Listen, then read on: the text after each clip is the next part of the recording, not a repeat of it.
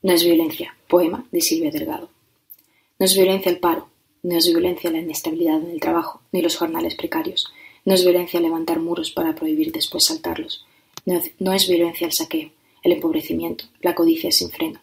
No es violencia morir de guerra, morir de hambre, morir de enfermedades curables. No es violencia la mentira, la censura, la desinformación. No es violencia la tortura, la pena de muerte, la cárcel, ni las masacres. No es violencia la deuda externa, ni la apropiación de tierras, ni de las ideas. No es violencia mandar a callar, hacer callar, matar para callar. No es violencia. No es violencia privar de pan, privar de sueños y de letras. No es violencia el desahucio, la miseria. No es violencia. No es violencia el golpe de Estado, ni el golpe financiero, ni el golpe anestésico. No es violencia el abuso, la prepotencia. No es violencia la riqueza de unos pocos, la soberbia de unos pocos, los crímenes de unos pocos. No es violencia matar despacio, matar sin dejar marcas, matar desde la infancia. No es violencia. No es violencia ocupar territorios, ni enarbolar victorias con rifles de asalto. No es violencia dar la espalda, dar la puñalada, vaciar los bolsillos ajenos y regresar a casa. No, no es violencia. Si nada de esto es violencia, será entonces que esa señora hace siglos que está tuerta.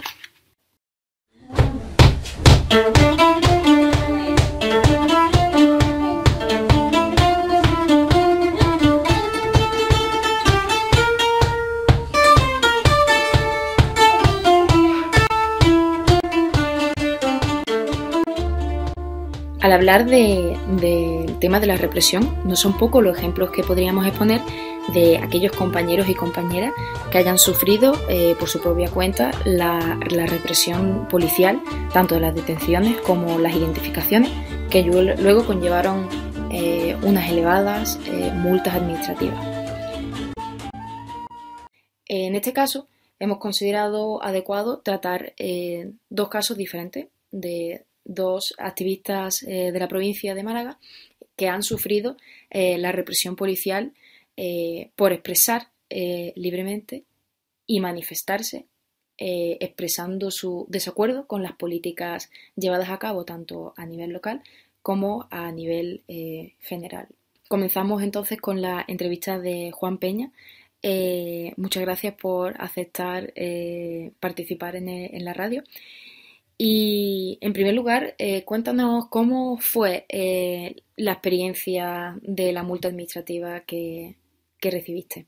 Ocurrió en el contexto de una manifestación contra la agresión imperialista en Siria, que se organizó por varias plataformas y organizaciones políticas de Málaga. Allá acudimos, ¿no? El cortejo no, pero fuimos bastantes camaradas de la Juventud Comunista y un camarada y yo, pues decidimos colocarnos en la pancarta, ¿no? Llevando la pancarta.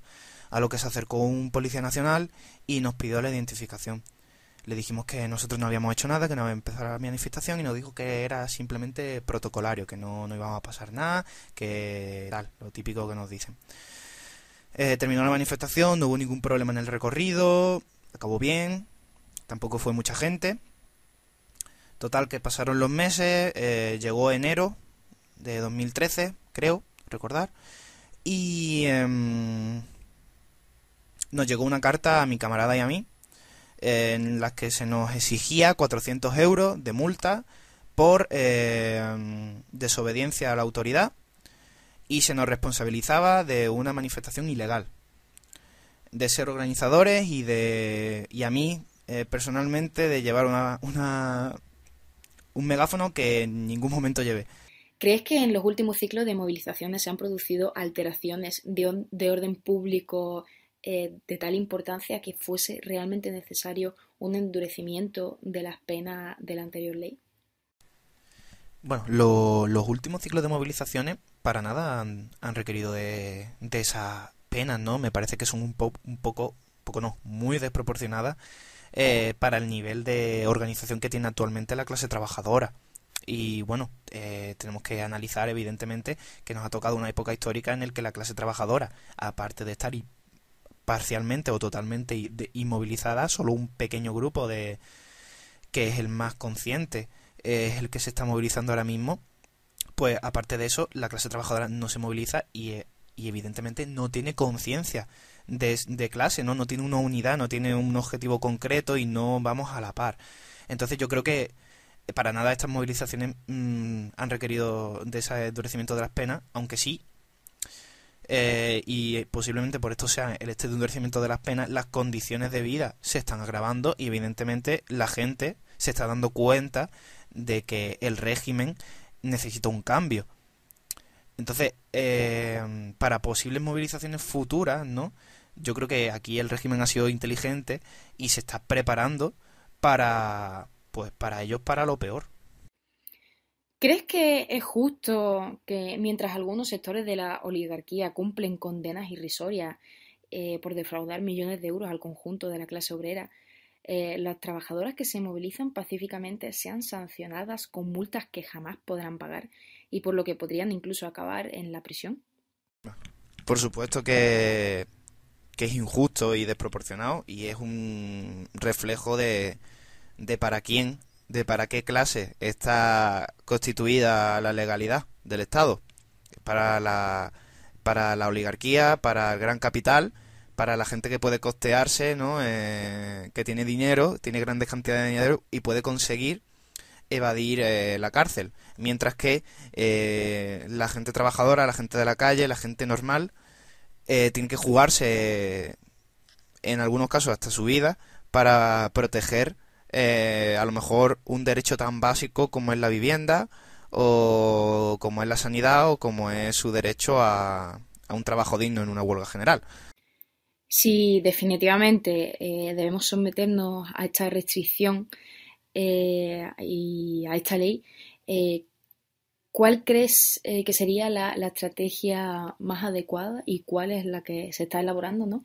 Para poder seguir con nuestra lucha en las calles, en la reivindicación de nuestra dignidad? Bueno, pues yo creo que esto ya se está dando, ¿no? Las estrategias que se barajan nos la da la necesidad concreta, ¿no? Y esto es y estas estrategias ya están dando lugar de forma, eso sí hay que decirlo, de una forma un poco desorganizada en Málaga capital, por poner un ejemplo más cercano, y es existen dos plataformas de esto represión, ¿vale? Eh, cuyo objetivo es apoyar a las activistas sociales que están encausadas, que tienen multas, que tienen procesos judiciales meramente por luchar, por participar en la lucha social. Aún así, estas plataformas yo entiendo que son embriones, ¿no? Tenemos que potenciarlo y tenemos que relacionarlo con la construcción de poder popular. Y claro, es que hay que entender que no hay poder popular sin un apoyo mutuo entre las distintas personas que participan en el movimiento. Entonces, básicamente es eso. Concretamente, se necesita apoyo mutuo, se necesita solidaridad de clase y se necesita plataformas y asociaciones que protejan a la gente que lucha. Bien, y por último, siendo la mayoría de las activistas personas jóvenes, ¿de qué manera crees que afecta la ley Mordaza a la participación de la juventud en espacio político y público?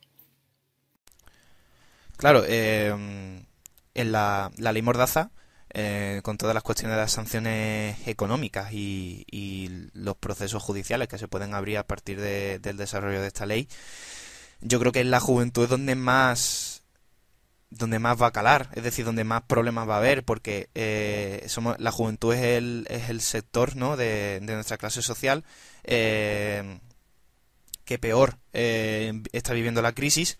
La juventud trabajadora y estudiantil, pues en el caso de la estudiantil no tiene ningún ingreso, la trabajadora cobra una mierda, tiene trabajos muy precarios. Y en ambos casos, si tuviéramos que depender de nuestras familias, pues lo tenemos más chungo todavía. Y es que, por poner un ejemplo, una familia española, cualquiera, en la que una madre está realizando un trabajo de cuidado en casa un padre que está a punto de ser despedido de su trabajo y que encima a lo mejor de esta familia también dependen dos personas más que son personas que tienen problemas y que son dependientes, pues imaginaros la situación. Imaginaros que en esa casa entra una multa de 400 euros, 500, 3.000 euros. Pues se acaba la capacidad de movilización. Bien, tras haber abordado este caso, nos gustaría pasar al caso de Carlos Tejón, de Rincón de la Victoria, otro multado. En primer lugar, nos gustaría que explicase todo el procedimiento de la multa administrativa de tu caso y también que nos planteases qué perspectiva tienes tú respecto a las cuestiones anteriormente tratadas. Bueno, el año pasado creamos una plataforma contra la construcción del campo de rugby que nos han hecho aquí en Rincón. Y bueno, en julio hicimos una movilización, una concentración a finales de mes que coincidió con el último pleno del ayuntamiento de antes de verano. Y nada, el pleno era por la tarde, nuestra concentración por la mañana, pero días antes cambiaron el horario del pleno a la mañana.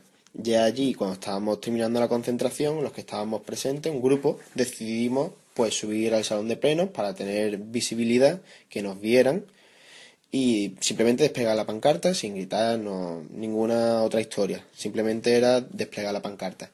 Y bueno, lo hicimos y antes de desplegar la pancarta teníamos a la policía encima, nos expulsaron del salón de plenos, nos identificaron a todos y en enero nos llegó la multa. Multa de 400 euros para cada uno, porque se considera que era una falta grave. Y bueno, después de todo, esta semana, este propio lunes, nos ha llegado la resolución de las alegaciones. Y como se ha considerado que era leve, había prescrito ya las acciones que habíamos hecho y por lo tanto nos hemos sido multados. Después del último ciclo de movilización en España, que se ha endurecido las penas, pues es cierto de que España tiene el defecto de legislar en caliente en muchas ocasiones, aunque no creo que este sea el caso, ya que en las últimas fechas, cuando ha comenzado la escalada de movilización social y tal, hemos visto que los disturbios y los altercados que se producen en estas son muy pocos. En muy pocas ocasiones una manifestación, una concentración, cualquier tipo de movilización acaba en disturbios en los que tenga que intervenir la policía. España no es un lugar donde eso suele suceder mucho. Lo que más suelen hacer, por ejemplo, en Málaga, es si quieren disolver rápido una movilización, ponerse a poner multas y así la gente pues se va. Hoy hemos visto en el desahucio que había en Estepona que 40 policías había para que no hubiera ningún problema, para el desahucio y la verdad que me parece vergonzoso. Es obvio que el endurecimiento de las sanciones económicas frente a las acciones que se pueden llevar a cabo en una movilización social tienen como objetivo desarticularlas. Ninguno de nosotros, en nuestro caso concreto del rugby, teníamos 400 euros para pagar esas multas, simplemente por abrir una pancarta en un salón de pleno. No habíamos ni hecho daño a nadie, ni interrumpido nada, simplemente estábamos abriendo una pancarta. Esto además fue con la anterior ley de seguridad ciudadana, es decir, con la nueva ley Mordaza, porque no puede tener otro nombre, la multa que habríamos recibido habría sido mucho mayor. Entonces, pues para alguien joven estudiante, un trabajador joven precario, porque la mayoría de los que estamos allí éramos jóvenes, pues eso se hace imposible pagar. Claro que no es justo que los delitos de cuello blanco, son los delitos económicos, los delitos fiscales, pues tengan plazo de prescripción mucho más cortos. Es decir, que si en 5 años no investigan el delito, un delito fiscal, pues como si no lo hubieras cometido. Sin embargo, un delito de los que cometen los pobres, porque los pobres lo que hacen es robar y pocas cosas más.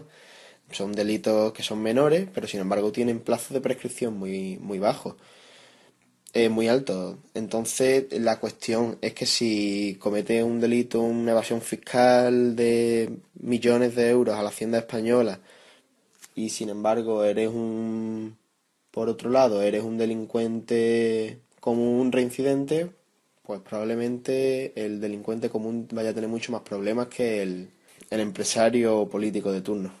Al ser la verdad que es cierto que la mayoría de la movilización es llevada a cabo por los jóvenes. Somos los que siempre tenemos que ser más activistas y eso se nota en la movilización. La mayoría de la gente que hay son jóvenes y eso limita mucho nuestras capacidades, ya que eso nos encontramos o estudiando o con un trabajo en precario con suerte y por lo tanto el no poder hacer frente al pago de estas multas represivas pues dificultan el hacer, bueno, la lucha, aunque yo creo que eso no debería ser un problema. Los jóvenes somos los que tenemos que tirar del carro en estas situaciones, tenemos que ser los que organizamos la lucha al resto de jóvenes y cada vez que la movilización sea más amplia. Y así algún día conseguiremos algo movilizándonos.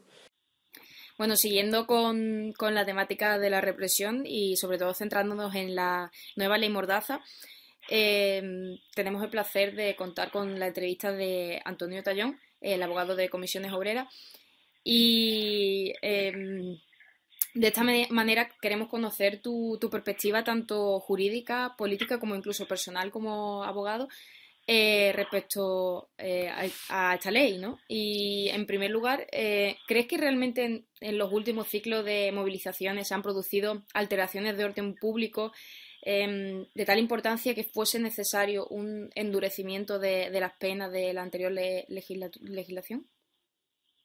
Precisamente todo lo contrario. No había ningún tipo de alteración del orden público. El orden público, además un concepto jurídico indeterminado, no tiene ningún tipo de incidencia ni de alteración que aumente o autorice esto.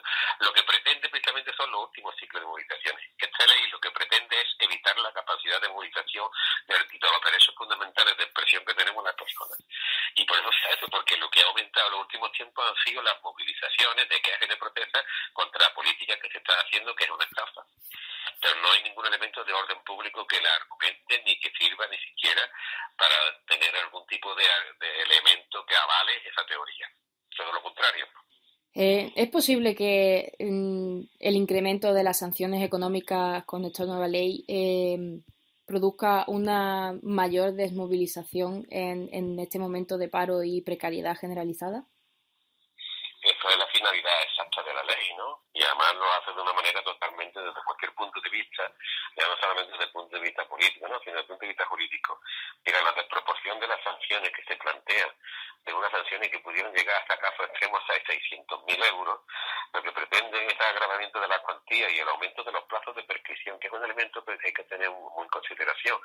La infracción de las sanciones tiene unos plazos previstos que tú puedes haber incurrido en una posible falta administrativa, que es lo que esto al final se convierte en falta administrativa, y con el periodo de tiempo, si no te ha actuado contra ti, prescribiría, ¿no? Bueno, pues han aumentado tanto las sanciones como los plazos. Y el único interés que se refiere precisamente es para impedir y desincentivar de alguna manera clara y directa la movilización en este momento donde había una gran movilización. Esa ha sido la respuesta que ha dado la derecha y los poderes económicos a esto. Pero además, con una parte importantísima del tema de las sanciones económicas, hay un principio general del derecho que es la graduación de la sanción, teniendo en cuenta especialmente el aspecto de la propia proporcionalidad, la capacidad económica de la persona, que no se tiene en consideración en ningún aspecto de esta ley. Y uno de los elementos esenciales también que lo que pretenden es castigar aún mucho más a la gente que ya está castigada precisamente por este proceso de estafa.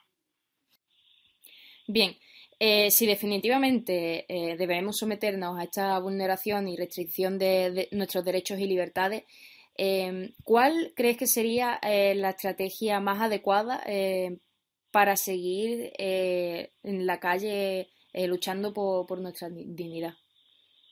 Pues la estrategia, desde luego, es echar esta ley atrás, que eliminar esta ley, porque esta ley imposibilita. Ahora, las tácticas para luchar contra esta ley, que lo que implica obviamente la reivindicación de nuestra dignidad, va a ser como que siempre se ha hecho en las luchas. Pues va a tener que haber gente que sigamos planteando en la calle la defensa de nuestros derechos Y si estamos sancionados con esta ley, tenemos que usarlo tanto en la calle como a través de los tribunales para plantear una pelea contra esta ley injusta, como se ha hecho siempre que ha habido en los tiempos del franquismo como en otras leyes.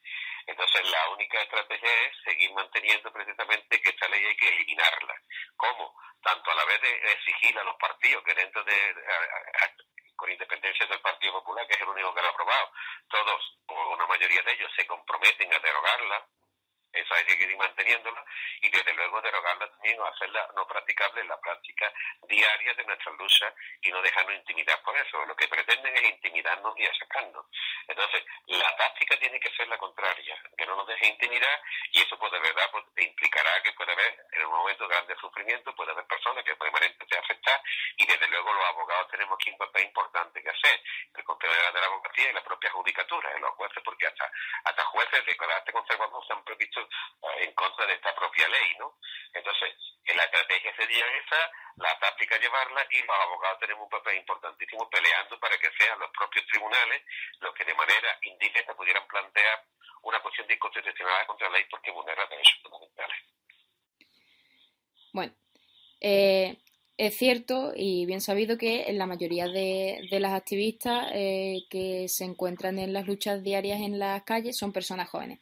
Entonces, ¿de qué manera podría afectar esta nueva ley a la participación de la juventud en los espacios públicos y políticos? Hombre, pues bueno, que también se pretende precisamente, como digo, tanto a los jóvenes que efectivamente, y con la mayoría de lo que se pretende es que no haya actividad, que no haya protesta y que no haya queja. Y entonces, ¿cómo va a afectarle? Bueno, pues la manera que le va a afectar es de manera totalmente negativa. Mucho más a los jóvenes, que además tienen un elemento tanto desde el punto de vista educacional, pero no solamente desde el punto de vista de las normativas, regulaciones restrictivas y de recorte que está viendo con respecto al tema de la educación, sino con respecto al tema de la situación de paro y a la situación de miseria que se está viviendo en el país. Entonces, ¿cómo va a afectarlo de manera negativa? ¿Cómo se debe de hacer? Pues lo que hemos dicho, tratando de romperlo, seamos jóvenes o seamos mayores, la actual aplicación de esta mordaza, que es hablando, planteando. Hay que seguir manteniendo la forma de protesta ciudadana pacífica, que esta ley la imposibilita y la impide. Por ejemplo, como los scratches, los encierros, los cortes de vías públicas, los despliegues de pancartas en edificios públicos, manifestaciones ante las sedes parlamentarias, que teóricamente son los que representan al pueblo y tendrían que escuchar a parte del pueblo que está allí. O, por ejemplo, cualquier otro de los derechos fundamentales, como el derecho, por ejemplo, de la libertad de información. Mira que esta ley tiene muchos aspectos, no solamente ya en el ejercicio propio del derecho, por ejemplo, de manifestación o de actividad en la calle, sino hasta de la propia convocatoria que pudiéramos hacer.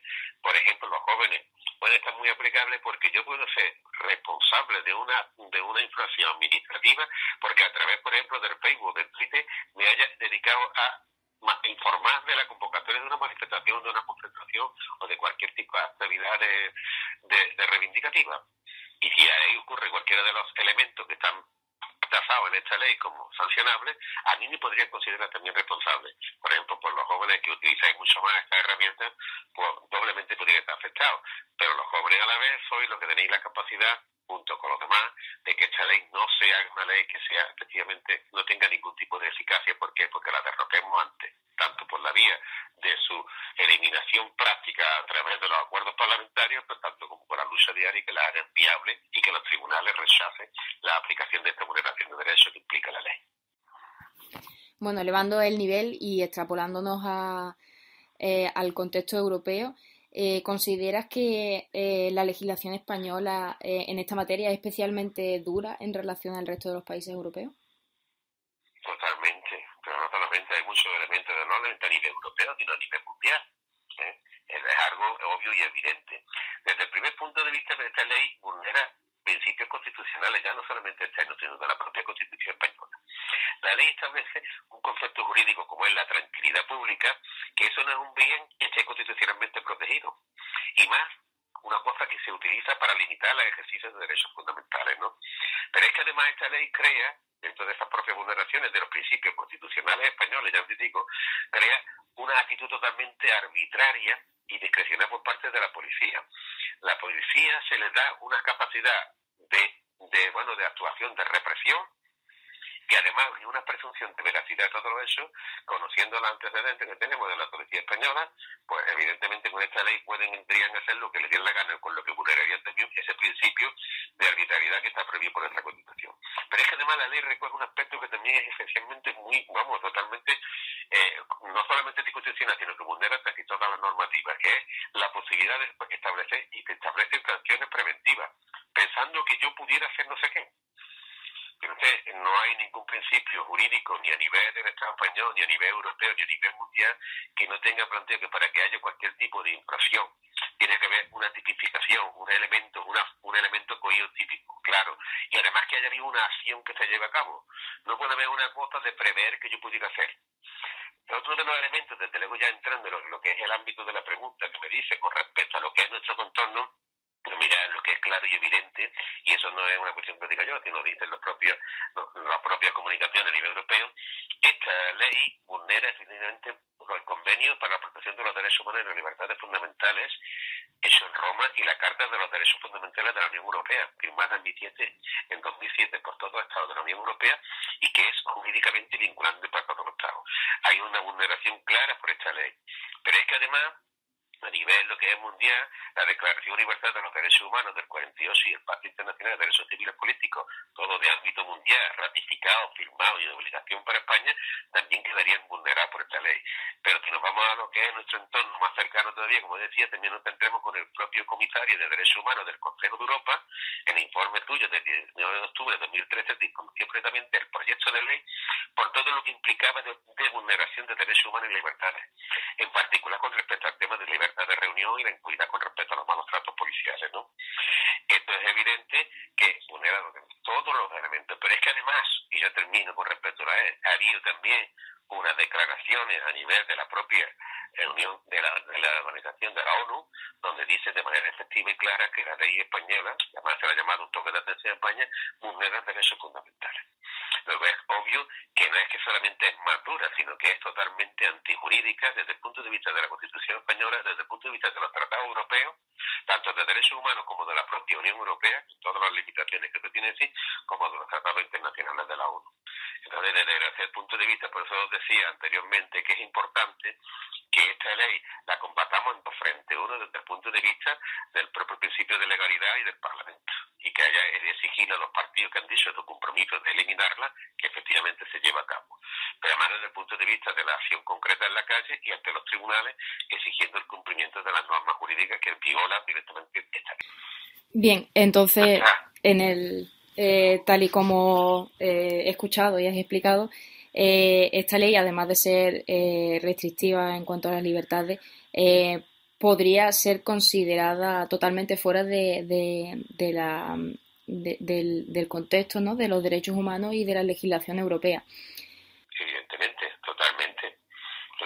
Lo que pasa es que para llegar a eso, a que haya pronunciamiento de esas convenciones de tribunales, tienen que haber hechos que nos lleguen, y eso va a llevar un tiempo, porque decía que hay que luchar los dos aspectos.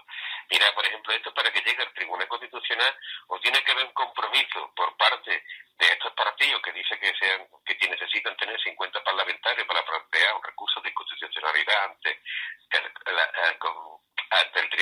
lo que es el Tribunal Constitucional Español, o de manera indirecta a través de que un juzgado, cuando esté planteándose y discutiéndose una sanción impuesta a través de la ley, plantee una cuestión de inconstitucionalidad ante el Tribunal Constitucional. Eso es una de las maneras de combatirla desde el punto de vista jurídico. Eso lleva un proceso largo.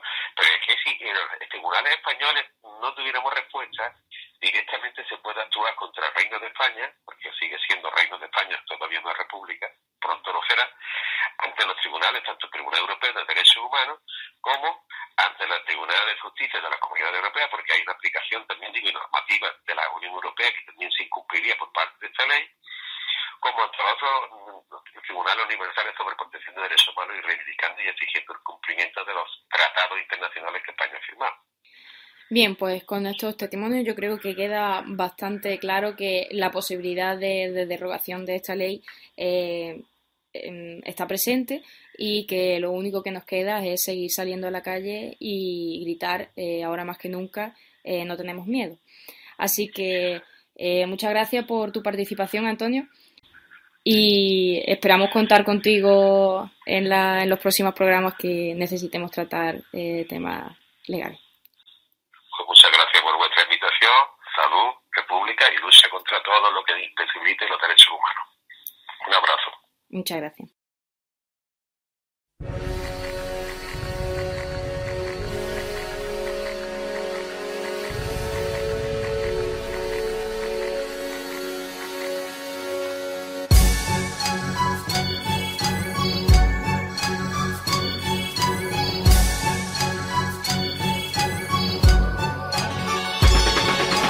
La represión jamás podrá parar el furor del pueblo, aunque la ficción que crea el consumo lo siga moderando.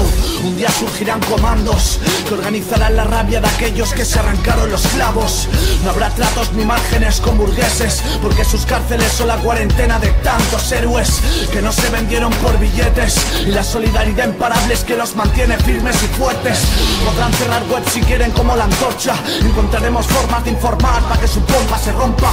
Así que compa, sigue la trinchera, que la conciencia obrera no la frena ni 100 golpes de porra.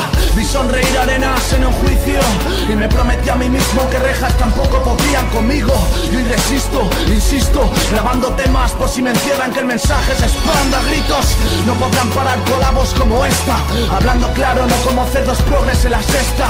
La izquierda nunca tendrá medios, solo la pata zurda del fascismo creando espejismos pa' ciegos.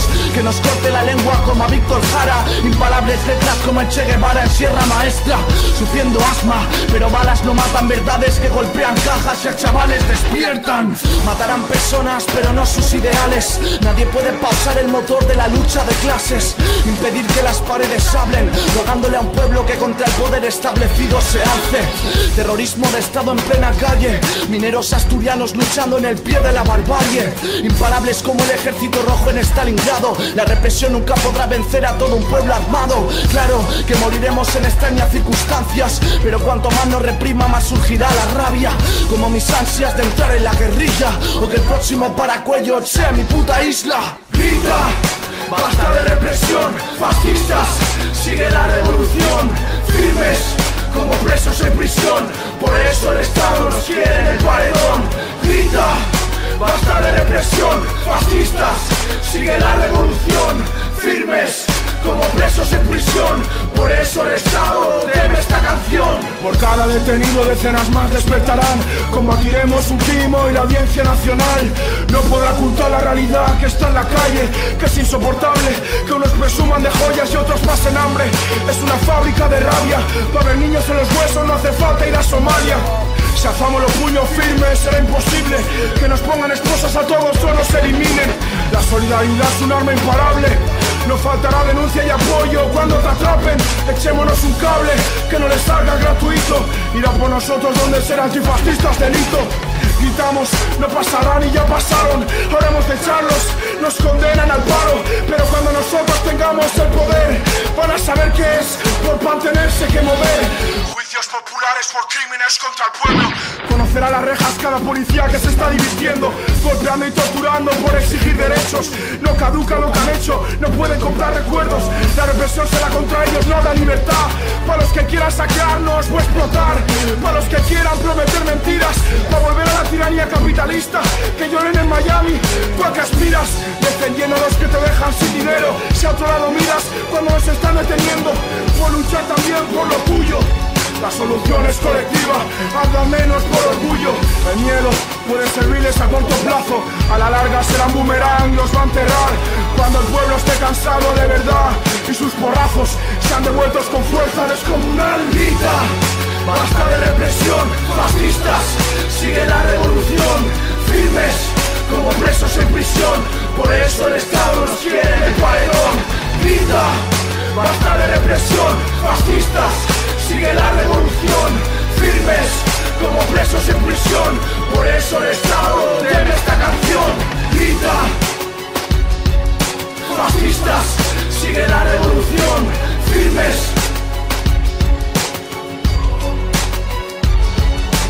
Grita, basta de represión, fascistas, sigue la revolución, firmes como presos en prisión, por eso el Estado teme esta canción.